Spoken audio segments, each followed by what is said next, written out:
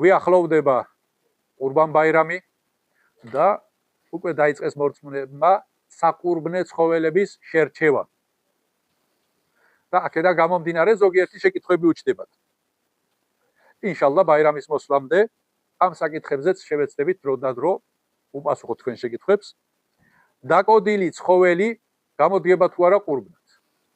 დიახ, დაკოდილი ცხოველი ყურბნად გამოდგება და ეს არ ითვლება იმ ნაკლად, რომ ამის გამო ყურბნად არ გამოდგება ვთქვა. პირიქით, ეს ზოგ შემთხვევაში უპირატესობად შეიძლება.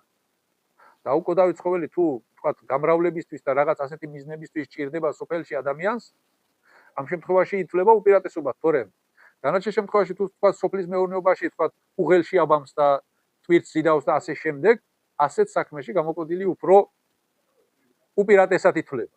ასევე დასაკლავად სახორცეთ დაკოდილს უფრო კარგი ხორცი აქვს და ნაკლებად სარისკოა, ნაკლებად მაწყენარია. აქედან გამომდინარე, პირიქით ეს უპირატესობათაც ითვლება, არათუ ნაკლად და ასეთი ცხოველის ყურბნად დაკლა, ყურბნად შეწირვა შესაძლებელია, არანაირ პრობლემას არ წარმოადგენს.